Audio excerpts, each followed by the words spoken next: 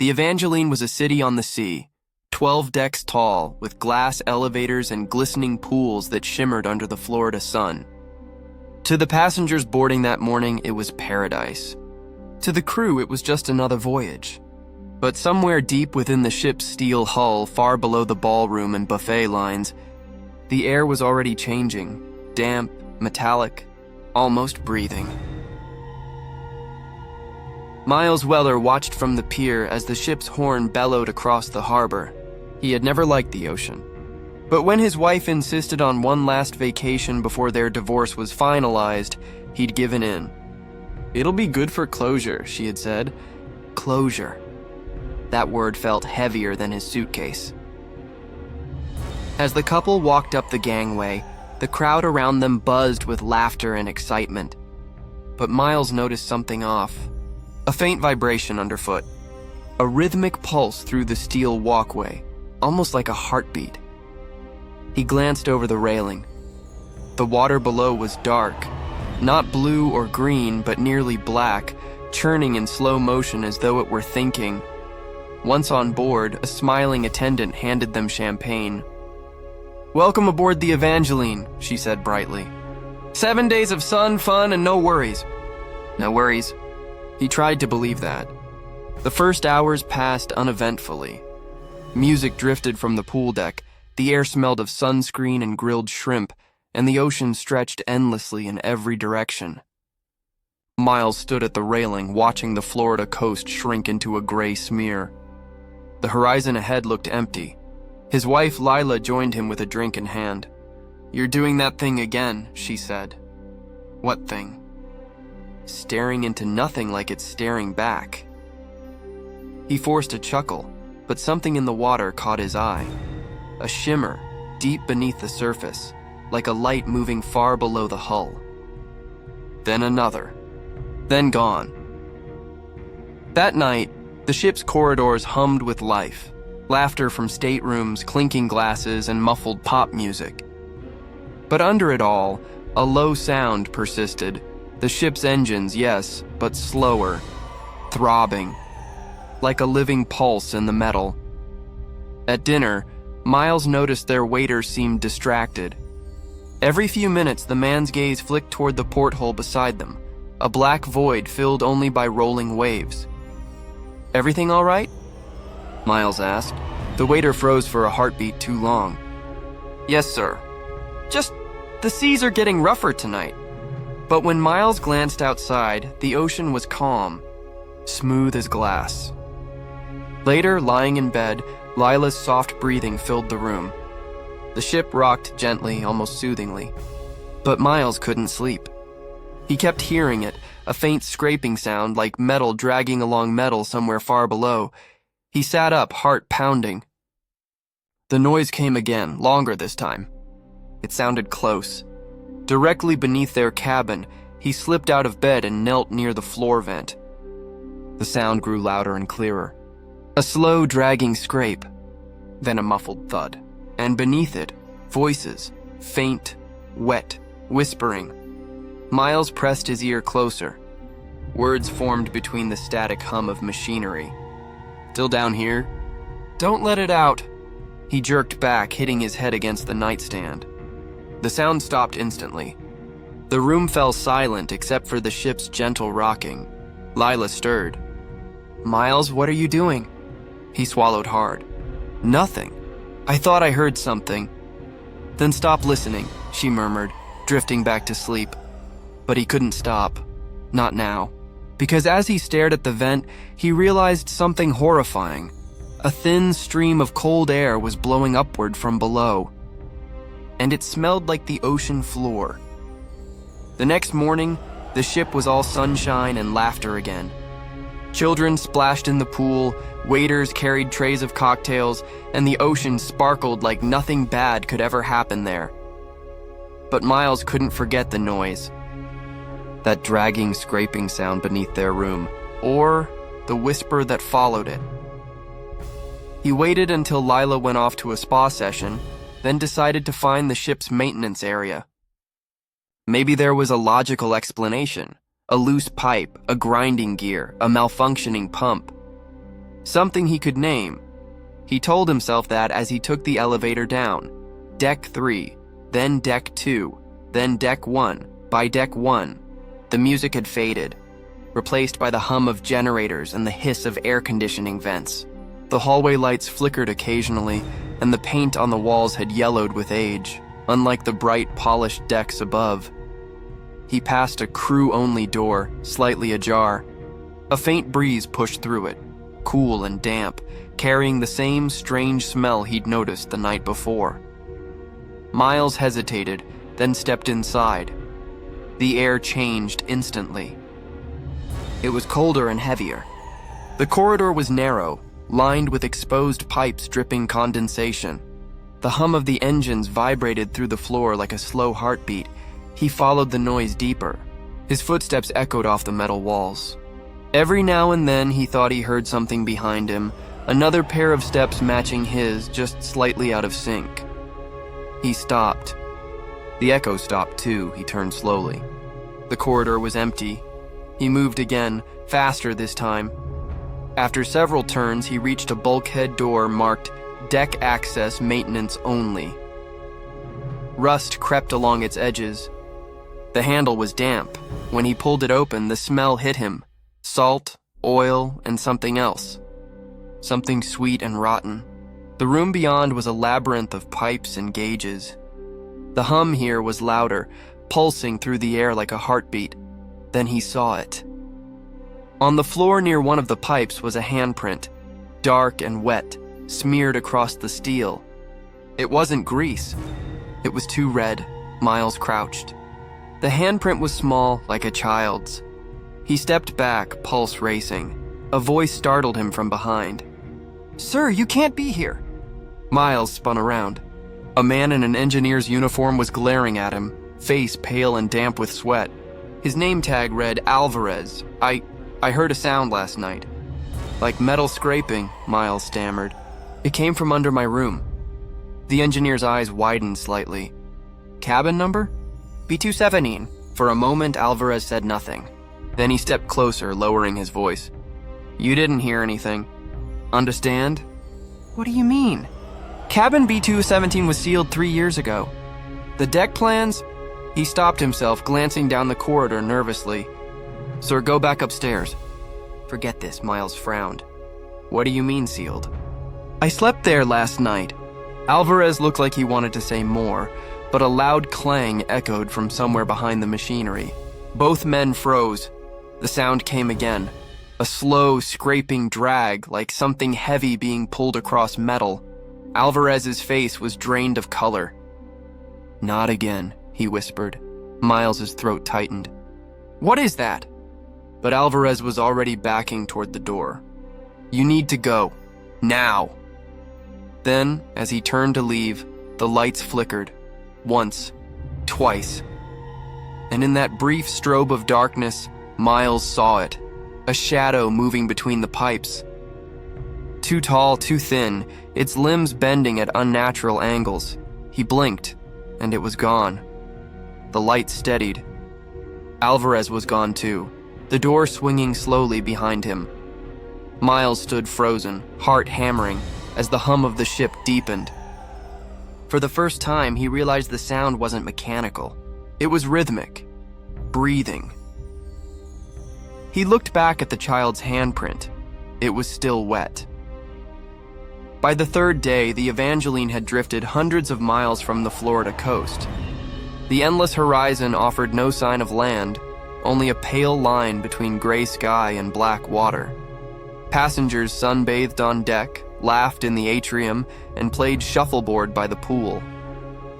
To them, nothing seemed wrong, but Miles couldn't shake the sense that something had followed him up from below. Everywhere he went, he heard it faintly, that rhythmic hum pulsing through the ship's bones. Sometimes it slowed, almost like breathing. He tried to tell Lila, but she was done listening. You're doing it again, she said over breakfast, not looking up from her phone. Making everything weird. I'm telling you, there's something under us. It's an engine, Miles. No, it's... He stopped himself. Even to his own ears, it sounded insane. That night, he found Alvarez again. The man was smoking alone on the lower deck, staring out into the dark ocean. When Miles approached, Alvarez sighed heavily as if he'd been expecting him. "I told you to stay out of the lower decks," Alvarez said quietly. "I just want answers," Miles replied. "You said my cabin B217 was sealed, but I'm sleeping in it." Alvarez exhaled smoke and stared into the sea. "You shouldn't be. What does that mean?" After a long silence, Alvarez spoke. 3 years ago, Evangeline went missing. 37 hours vanished from the ship's logs. When she reappeared, she was drifting, no power, no signal. The Coast Guard found her floating near Bermuda. Everyone on board was gone. Miles froze. "Gone? As in dead?" "No, gone. Cabin's empty. Food is still on tables. Engine's still running. But not a single passenger." A cold wind blew across the deck, carrying the smell of salt and diesel. When they restarted the cruises, Alvarez continued, they sealed off the lower decks, said it was a mechanical issue. But some of us... He hesitated, lowering his voice. "Some of us think they brought something back." Miles's pulse quickened. "Something?" Alvarez turned toward him, eyes hollow. "You heard it too, didn't you? The scraping?" Miles nodded slowly. The engineer's cigarette trembled in his hand. "It started again last night. Same noise. Same smell. The ocean inside the walls." Before Miles could reply, the ship's PA system crackled overhead. "Attention passengers. Due to temporary technical issues, access to decks 1 through 3 is restricted until further notice." Alvarez looked up, jaw tight. "They know. Who's they?" "The officers. The company. They think they can contain it." He ground out his cigarette and walked away, muttering something under his breath, a single phrase that made Miles's stomach twist. "It's awake again." That night, the atmosphere aboard the Evangeline changed. The air grew heavier and humid, as though the ocean's breath seeped through the vents. Miles woke around 2 a.m. to a sound, not scraping this time, but something softer. A creak, then a whisper. He sat up, heart pounding. The voice came from the hallway. Barefoot, he stepped outside. The corridor was empty, pale blue emergency lights casting long shadows. But at the far end, near the stairwell, a door was open. Cabin B215. He approached slowly, the floor cool beneath his feet. The door creaked wider as he neared. Inside, darkness. A faint dripping sound. He reached for the light switch. Click. The room flickered into view. Furniture overturned, sheets torn, walls streaked with moisture. The mirror above the dresser was shattered. Then he saw it. On the far wall, scrawled in something dark and wet, "Stay above." The air in the room was freezing. Miles's breath came out in visible clouds. He turned back toward the door and stopped. The hallway beyond had gone black. Emergency lights were out. The only sound now was the ocean. Not outside, but inside the walls. A whisper brushed his ear, so close it could have been inside his head. "You opened it again?" Miles stumbled backward, heart hammering. The shadows in the corners of the room seemed to move, twisting like smoke. Then he heard footsteps in the hall, slow, wet. He bolted out, slamming the door behind him. The hallway lights flickered back to life, empty again. He didn't sleep the rest of the night. By morning, the sky was gray and the ocean choppy. Over the intercom, the captain's voice was calm but strained. "Attention passengers. Please remain in your cabins until further notice. We're conducting a routine system check." But Miles knew better. He looked out his porthole window and froze. Far below, near the ship's wake, he saw something. A hand pressed against the glass from the outside. Pale, bloated. Fingertips dragging slowly down the window, leaving streaks of seawater in their wake. He stumbled back, chest tight, gasping for air. When he looked again, the hand was gone. But the water on the glass began to boil. The next morning, Evangeline felt wrong. The once bustling breakfast buffet was nearly empty. The usual laughter and pop music had been replaced by the hum of the ship's ventilation. a sound that seemed to pulse in time with Miles's heartbeat. No announcements, no officers on deck. Even the bartenders were gone. Lila was pacing their cabin when he returned. "Where the hell have you been?" she snapped. "The door wouldn't open for an hour." He stopped. How could he explain what he'd seen last night? The voice, the writing on the wall, the hand. She grabbed her phone, waving it at him. No signal, no Wi-Fi. Not even the ship's app works. "What's happening, Miles?" Before he could answer, the ship jolted violently, not like turbulence, but as if something hit it from below. Lila screamed, grabbing the wall. Plates crashed to the floor, then silence. From somewhere deep below them came a low, wet groan, like the hull itself was in pain. Miles looked at her, face pale. "We need to find Alvarez." They moved through empty corridors. The air was damp and metallic, carrying the faint smell of salt and rot. As they descended toward the lower decks, the lights flickered, sometimes dimming so low that the walls seemed to breathe. Halfway down a stairwell, they found it, a steel door, welded shut. Rust streaked its hinges, and across its surface were claw-like gouges. Lila frowned. "What the hell is this?" Miles ran his fingers over the metal. Deck 3, the sealed area. Bolted to the door was a tarnished warning plate. Authorized personnel only. Restricted after incident 1206. Lila swallowed. Incident? Before Miles could respond, a sound rose from behind the door. At first it was faint, a whisper or maybe water moving. Then came a rhythmic thud. Like fists pounding from the other side, they both stumbled back. "Someone's down there," Lila whispered. Miles shook his head. "No, that's not thud." The sound grew sharper, closer, something scraping metal. Then, through the small gap between the hinges, black water began to leak out, not pouring but seeping. Like the door itself was bleeding. Lila screamed and ran. Miles followed, heart hammering. The metal behind them groaned again, echoing through the hall like a dying wail. They found Alvarez in the ship's laundry room, one of the few places still lit by steady fluorescent light. He was sitting on an overturned crate, his face gray with exhaustion. "You shouldn't have gone down there," he said before Miles could speak. "What's behind that door?" Miles demanded. Alvarez looked up, eyes bloodshot. "You wouldn't believe me if I told you." "Try me," the engineer rubbed his face. After the ship disappeared 3 years ago, the rescue crew found something sealed in the engine compartment. It wasn't human, not anymore. Looked like a man, but waterlogged, bloated. Moving even when they cut the power. Lila's voice trembled. "So what did they do?" "They welded it shut. Said it was contained. They were wrong." Miles's mouth went dry. "You're saying it's still here?" Alvarez nodded. "It's part of the ship now. The hull, the wiring, even the air ducts, all connected. Like the ocean grew inside the metal."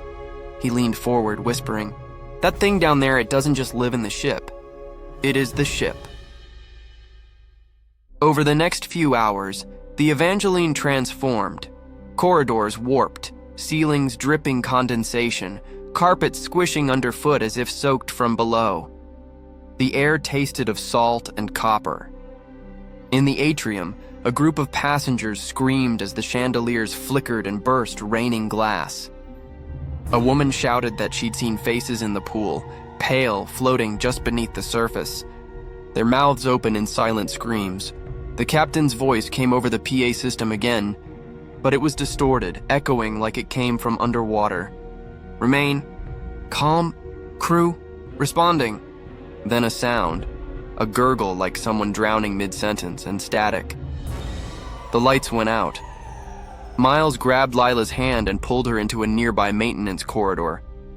"We have to get to the control room," he said. "If we can reach the comms," she yanked her hand away. "No, we're getting off this ship." "How?" "We're in the middle of the Atlantic." Before she could answer, something moved in the dark. A shape, tall, fluid, shimmering as if made of seawater, emerged from the corridor ahead. Its skin rippled like a reflection on the ocean's surface. Its eyes were black holes. Lila gasped, backing away. "Miles." He froze, unable to breathe. The creature tilted its head, not human. Not completely. And as it stepped closer, water pooled around its feet, spreading across the metal floor. It opened its mouth, and Miles heard a voice, not from its lips, but inside his head. "You shouldn't have come below," Lila screamed and bolted. Miles turned to run after her, but the floor shifted, tilting violently. The Evangeline was sinking. He hit the wall hard, pain shooting through his ribs. Alarms blared, but the sound was warped, muffled by water roaring somewhere deep within the hull. Through the flickering light, he saw the creature glide forward, through the metal wall itself, melting back into it like a shadow swallowed by the sea. By the time Miles reached the upper deck, the storm had started. Waves towered over the ship, black and furious. Rain lashed the windows. Passengers screamed as lifeboats tore loose, vanishing into the churning dark. Lila was nowhere to be found, and somewhere far below, in the belly of the Evangeline, the sealed door finally burst open. Rain hammered the deck like fists. The ship rolled violently, metal groaning in protest. Every few seconds, lightning flashed across the black ocean, revealing scenes of panic. Passengers clawing at lifeboats, crew members shouting orders that no one could hear. Miles stumbled through the chaos, soaked to the bone, scanning the crowd for Lila. Every time he shouted her name, the wind swallowed it. The storm had come out of nowhere. One moment, the sea was calm. The next, it was a living wall of water. Then came the sound, a deep, resonant hum rising from the ship's core, not mechanical, but almost organic. It vibrated through the deck, through his bones. It was the same sound he'd heard near the sealed door. The Evangeline was alive, or something inside it was waking up. He stumbled into the observation lounge. The glass windows that once framed sunsets now revealed nothing but darkness. Lightning illuminated the ocean, and for a heartbeat, Miles saw faces in the waves, pale, eyeless, reaching hands pressed against the glass as if begging to be let in. The hum grew louder. The lights flickered red. The ship was sinking. He found Alvarez struggling with an emergency control panel. "Radio's dead!" the engineer shouted. "Navigation offline. It's like the system's been eaten from the inside." "Where's the captain?" Miles yelled back. "Gone. The bridge is flooded. We're on our own." Before Miles could respond, the floor tilted sharply. Both men hit the wall as tables slid across the room. A woman screamed, then went silent as glass shattered and seawater gushed in. Alvarez grabbed Miles by the collar. "You need to see something," he gasped. "Down in the maintenance bay, hurry!" They descended through a maintenance hatch, the air thick with humidity, smelling of rust and seaweed. The deeper they went, the more the walls seemed to sweat salt water. The maintenance bay was lit by a single flickering bulb. The walls were covered in veins, pulsating, translucent tubes filled with dark fluid. Miles froze. "What the hell is this?" Alvarez pointed to the floor where the metal plating had cracked open. Beneath it, seawater churned, but it wasn't just water. Something was moving in it. Shapes, faces, mouths. He spoke quickly, desperately. The Evangeline was built over the remains of a shipwreck, the Eleanor Wraith. She sank in the 1930s with over 200 passengers. They never recovered the bodies. Miles stared, horrified. "So this ship is a grave," Alvarez whispered. "And the sea doesn't forget." A loud clang cut him off, the sound of metal tearing. The sealed bulkhead at the far end of the bay buckled inward, splitting open like a wound. Black water poured out, thick, cold, almost alive, and from that darkness something crawled through. It was shaped like a man, but wrong, stretched too tall, skin glistening like oil. Its mouth opened impossibly wide, and seawater gushed from it, spilling across the deck. Alvarez grabbed a crowbar and swung, but the creature moved too fast. It slammed him into the wall with inhuman force. His body hit the metal and went limp. Miles screamed and ran, slipping on the flooding floor. The lights blew out, plunging him into darkness. Behind him, he could hear the creature moving, slow, deliberate, like something savoring the hunt.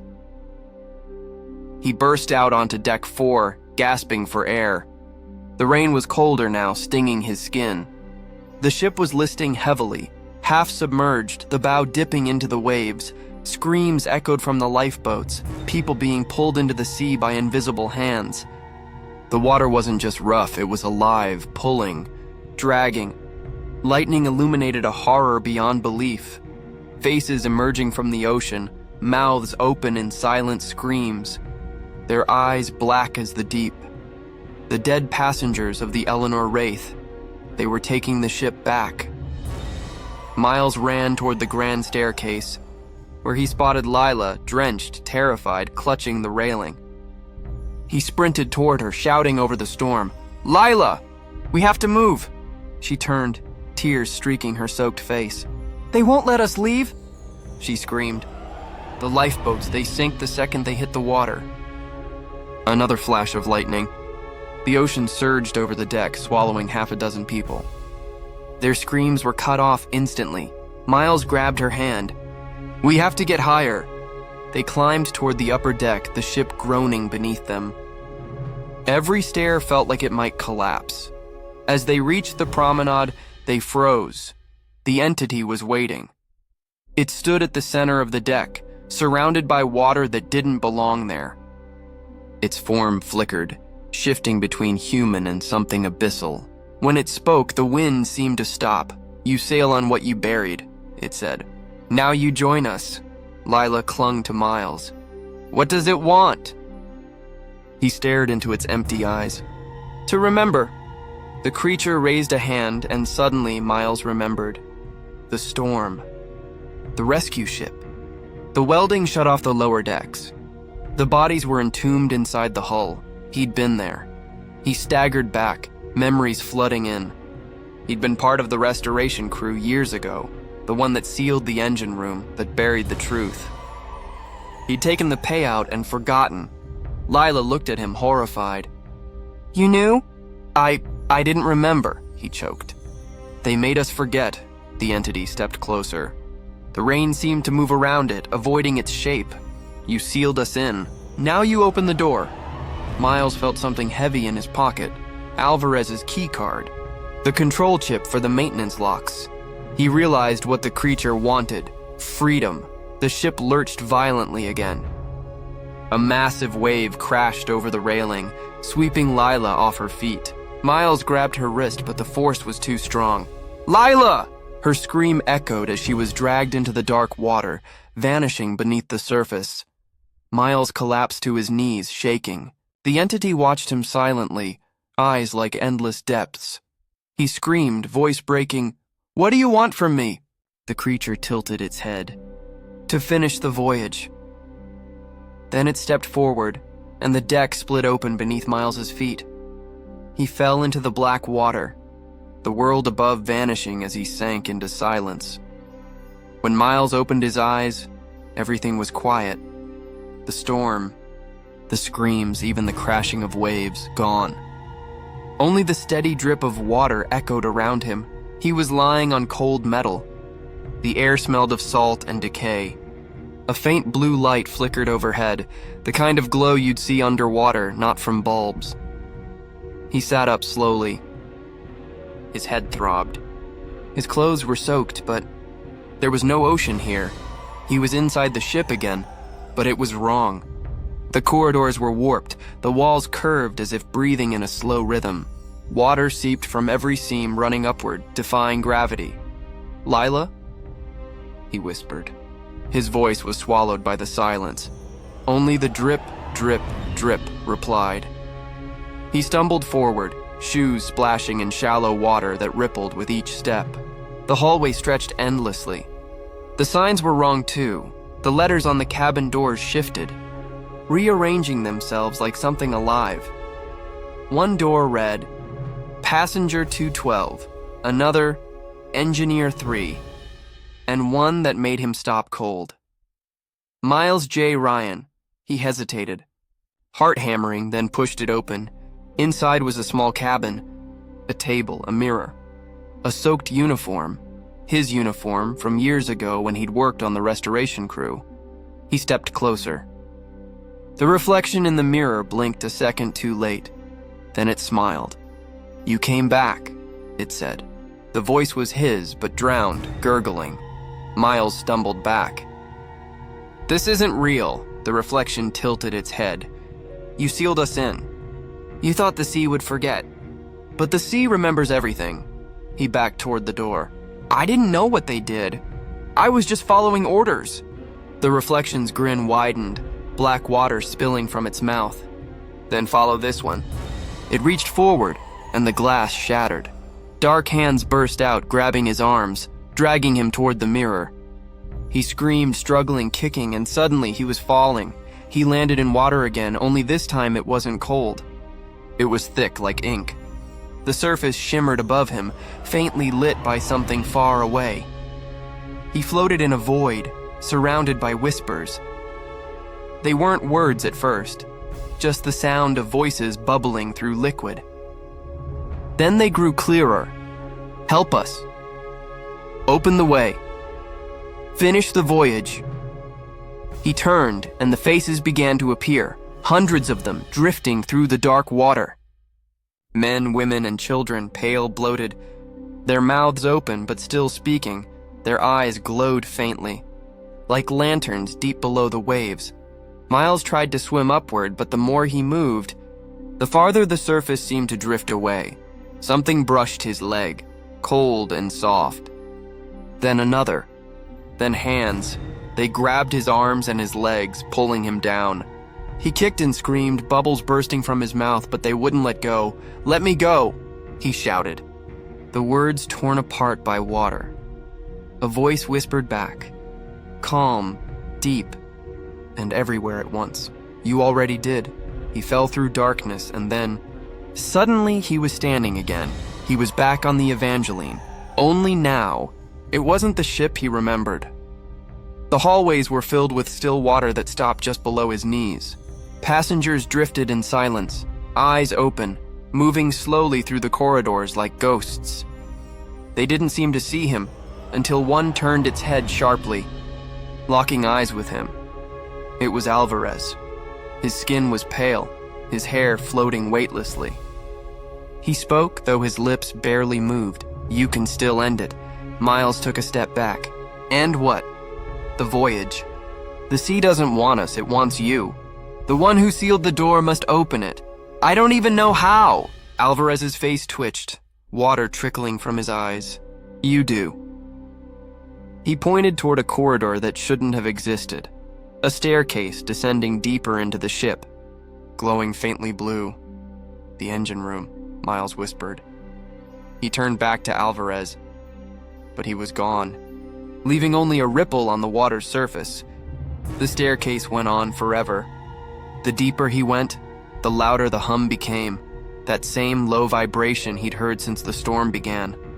It wasn't machinery. It was a heartbeat. When he reached the bottom, the engine room was submerged halfway. Machinery jutted from the water like bones. And at the center, glowing faintly beneath the surface, was the door. The same welded door from before, only now it was pulsing with light. Miles waded closer, trembling. "What do you want from me?" The water around him rippled, and the entity rose from it. Its body was made of the sea itself, a shifting mass of darkness and light, with faces forming and fading across its surface. It spoke without moving. "To return home," Miles shook his head. "You're not supposed to exist. This ship, it's a tomb." The creature leaned closer. Its voice was soft now, almost human. "Then join the dead." The lights above flickered violently. The water rose, dragging at his legs. He reached into his pocket, Alvarez's keycard, soaked but still intact. He knew what he had to do. He stepped to the control panel beside the door, the one that would release the final lock. His hands shook as he swiped the card. The panel blinked red, then green. The door began to open. A rush of cold air hit him, followed by a sound like the ocean itself screaming. The water turned black, churning violently. The entity smiled and vanished into the dark. Then everything collapsed. Miles felt himself falling again, not into water this time, but into silence. The last thing he saw was the door sealing shut behind him, and beyond it, faintly visible through the water, Lila, alive, her hand pressed against the glass, then darkness. When Miles opened his eyes again, the world was still. No storm, no screams, no ship creaking in the dark. He stood on the main deck, but everything looked new. The paint gleamed. The lights were steady. The Evangeline looked exactly as it had on its maiden voyage. Passengers walked by in bright clothes, laughing, holding cocktails. The air smelled of sunscreen and salt. The sea was calm, stretching endlessly under a golden sky. Miles blinked in disbelief. What the hell? Lila appeared beside him, smiling faintly. You made it, she said softly. He turned to her, shaking. Lila, you're alive? She nodded. We all are. For now. He followed her gaze across the deck and froze. The passengers weren't alive. Not really. Their movements were slow and mechanical, with smiles frozen in place. Their eyes were glassy and pale. Every so often, one of them would flicker, like a glitch in a looping video. Miles whispered, This isn't real. Lila looked at him sadly. It's as real as we made it. The Evangeline keeps us alive. For the voyage, he shook his head. I opened the door. I set you free. You opened a door, she said. But not the right one. He turned to see the horizon bending, warping, the sky itself rippling like disturbed water. The sound of the ocean changed, no longer natural. Each wave echoed like a heartbeat. Then he saw it, rising from the distance, massive and black against the golden sky. Another ship. No, not another. The same one, the Evangeline. Its twin, rusted and dripping, sailed alongside them, a ghost reflection on the water and on its decks. He could see them. They drowned. The ones from before? Their eyes glowed faintly blue, watching him in silence. The living ship and the dead ship, sailing side by side. Lila stepped closer. You think you saved us, but the sea doesn't let go. Every voyage has to end. Ours never did. Miles grabbed her arm. Then help me end it. She looked at him with sorrow. You can't. You're part of it now. Before he could reply, a bell rang, deep, resonant, echoing through the sky. The passengers froze. One by one, they turned toward him. Their smiles vanished. Then, together, they began to whisper, Finish the voyage. Finish the voyage. Finish the voyage. Miles stumbled back. Stop, I don't understand. The deck tilted beneath his feet. The sea darkened, turning from gold to ink. The air thickened, the calm illusion peeling away like skin. The ship began to sink again. He ran for the bridge, pushing through the flickering figures. The wheelhouse was empty except for a single shape, the captain.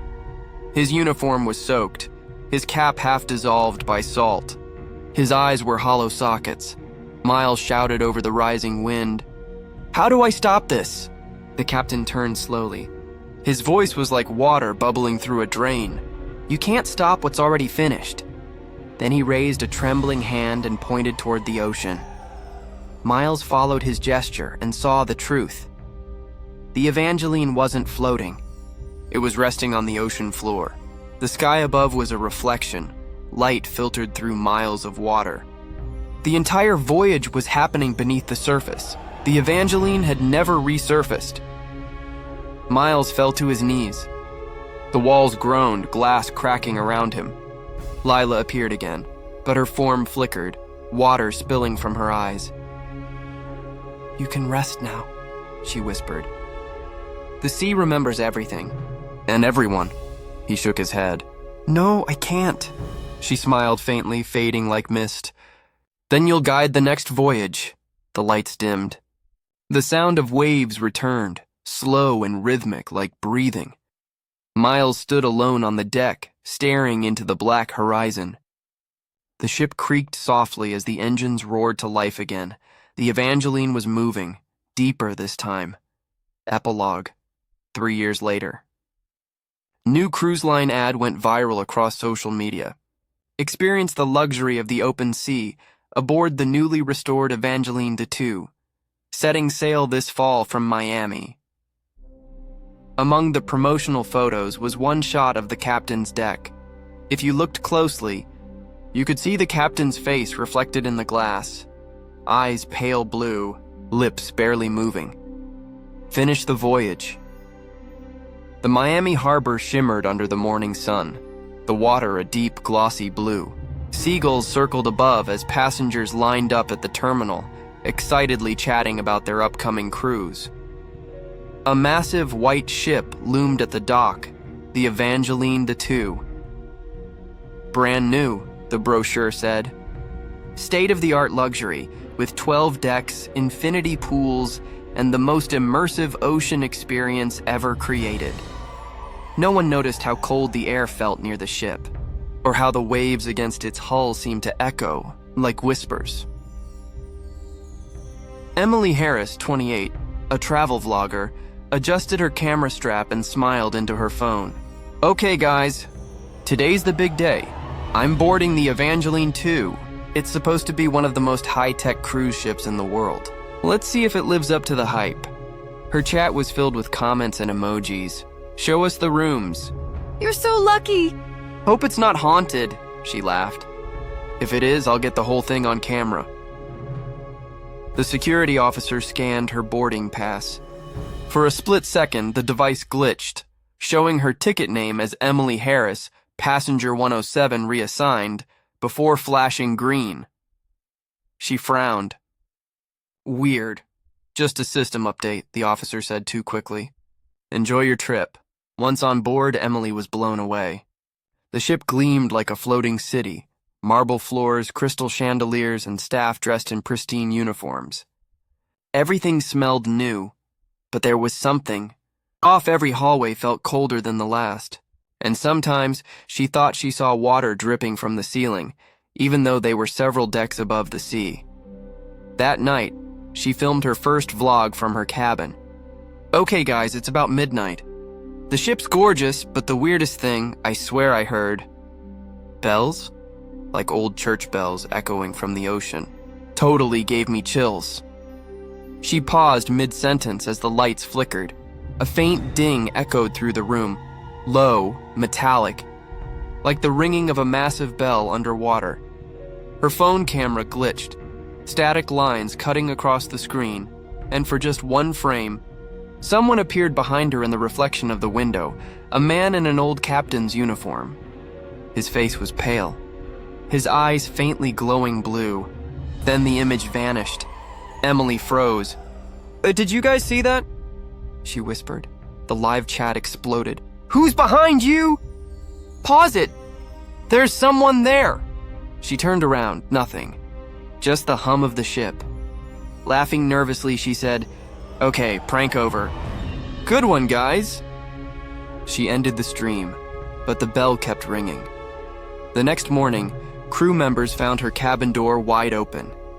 Her phone lay on the bed, camera still recording. The footage showed the room empty except for faint sounds of rushing water. At the end of the clip, the screen went black, and a man's voice whispered, Finish the voyage. 1 month later, the Evangeline II returned to port with all passengers accounted for. Or so the manifest said. In a promotional video released by the cruise company, viewers spotted something strange, a figure standing on the upper deck as the ship sailed into Miami. He wore an old, water-stained uniform, hands clasped behind his back, and beside him, a young woman holding a camera, both staring directly into the lens.